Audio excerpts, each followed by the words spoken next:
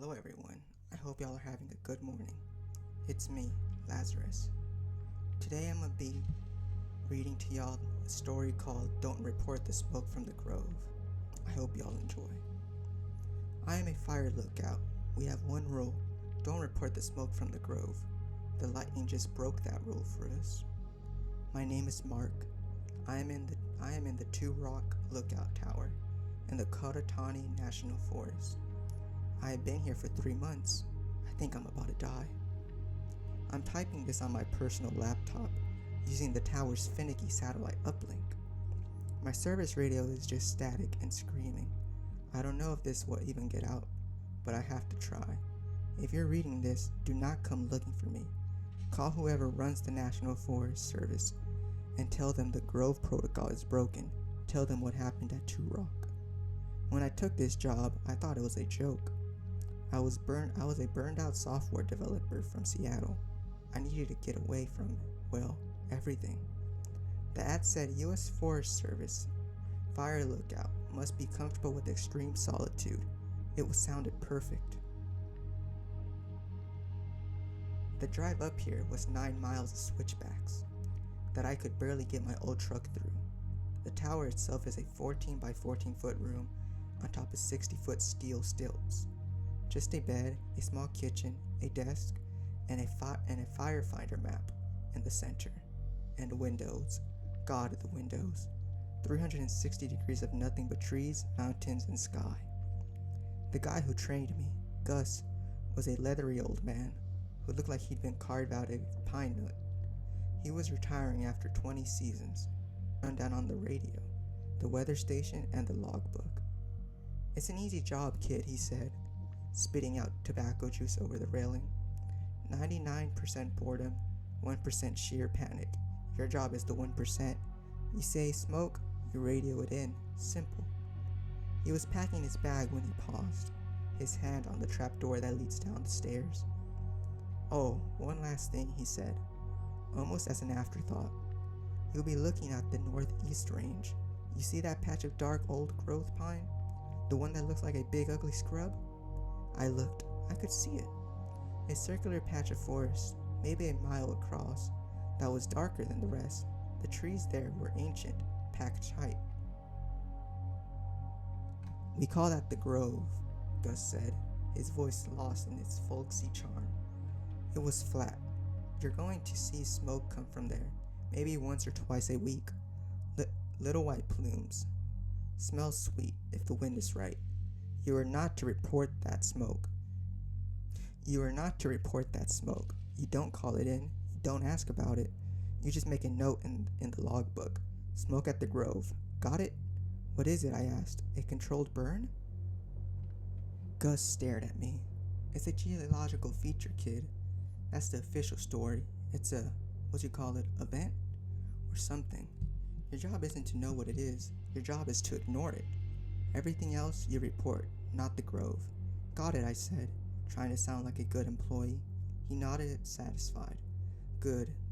The Grove is just part of the forest. It has its own rules.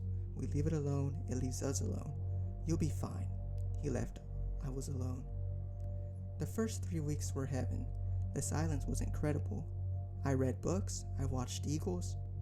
I called in a small smoke from a lightning strike 10 miles south, and felt like a hero when the dispatch coordinator, a woman named Linda, praised me for the quick spot.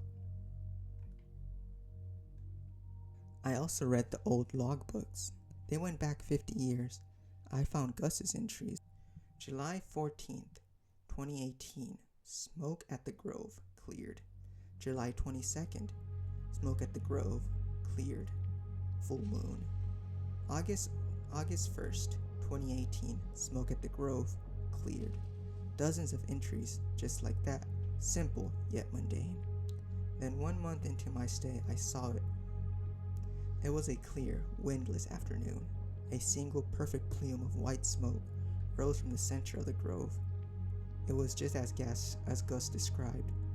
I put the binoculars on it. The smoke wasn't bright.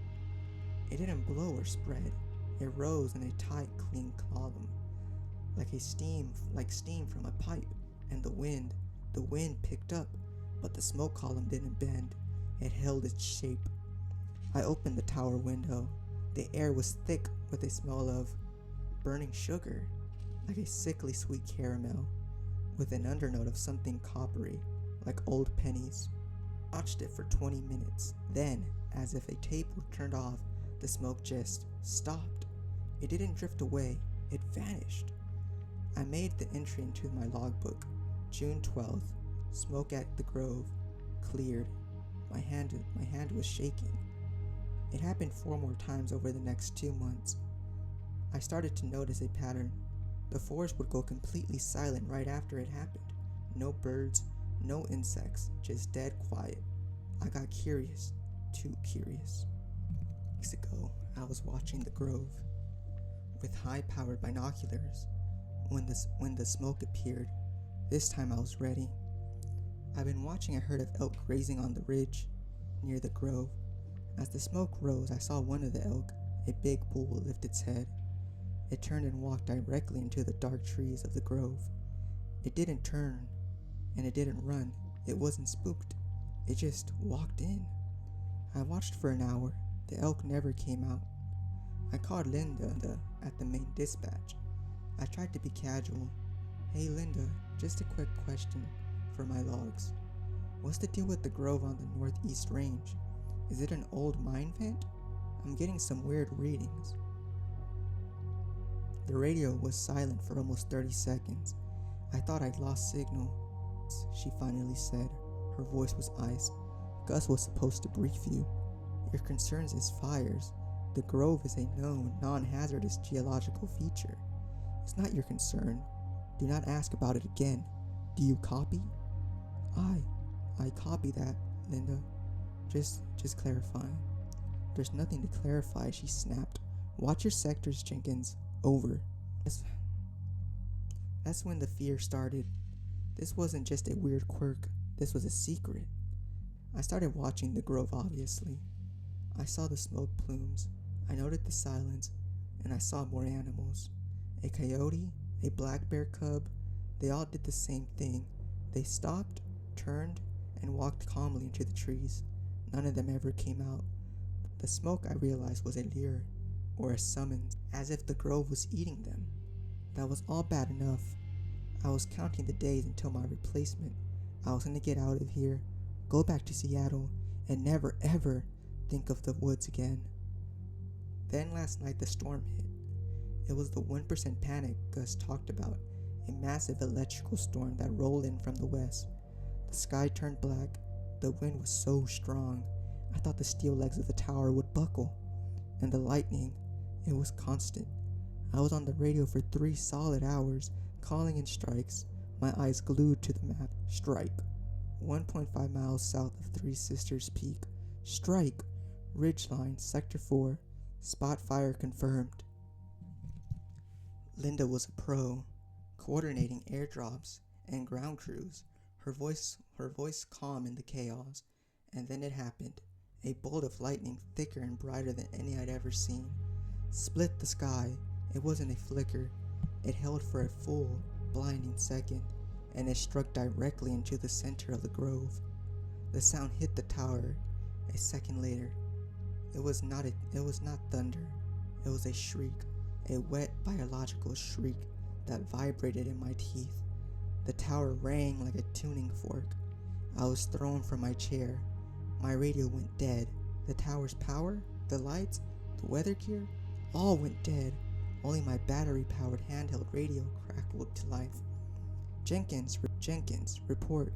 We show a catastrophic strike in your sector. Are you alright, Jenkins? I scrambled to my feet, my head ringing. I looked northeast. Oh God, I whispered. The Grove was on fire. It wasn't a normal fire. The smoke was black. A thick, oily, pitch black column boiling into the sky. And the smell, even with the windows closed, it filled the cab. No more burnt sugar. This was rot. Pure sulfurous rot. And burning meat. Linda, I stammered into the handheld. The Grove, it took a direct hit. It's not white. It's not white smoke. Linda, it's black. The whole thing, it's on fire.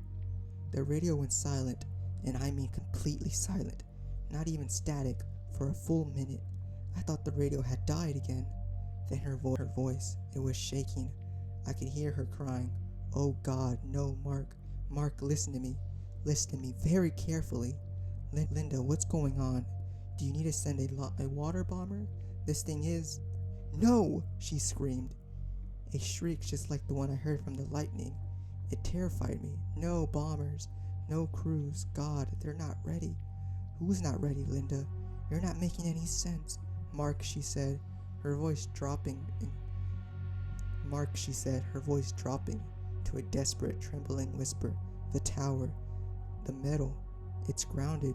You're safe as long as you're grounded. Lock the windows. Do not, and I mean do not, make a sound. Do you understand me?" I don't? What's coming?" The grove, the smoke, it was a vent, a release. It kept the pressure down. Gus, he called it, feeding the ground. Oh God, the lightning. It didn't just start a fire, Mark. It broke the seal. What seal? What's coming? I looked out the window. The black smoke wasn't rising anymore. It was crawling. It was pouring out of the grove, a thick black tide, moving against the wind, hugging the ground, and it was moving fast toward my tower. "They're coming out," she whispered. "The things from the smoke, the ash walkers. Mark, they're going to be drawn to the heat, the life. The tower is the tallest thing there. It's a beacon. What do I do, Linda? What do I do?" "Barricade the door. Stay low. Stay quiet. A team is being dispatched. They'll handle it. Just hold on." "What team? Firefighters?" "No, Mark," she said, and I could hear her sobbing. "Not firefighters." The radio clicked dead. That was 10 minutes ago. I'm typing this now. The black smoke has reached the base of my tower. It's swirling around the legs. It's not smoke. It's made of ash. Billions of tiny swirling particles. And there are shapes inside of it.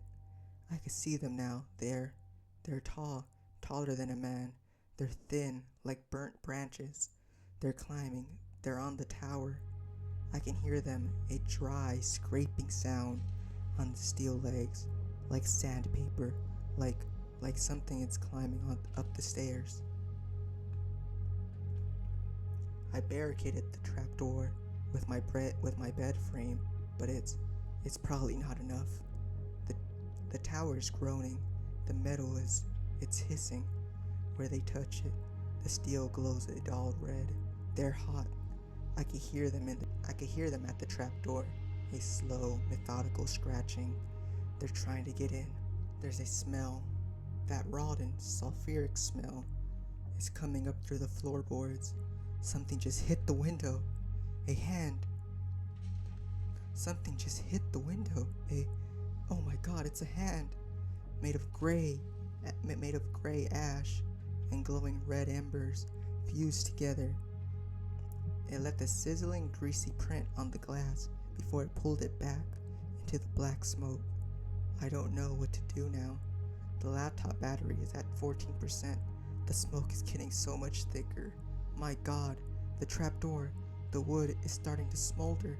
The metal handle is glowing. Oh God, they're inside.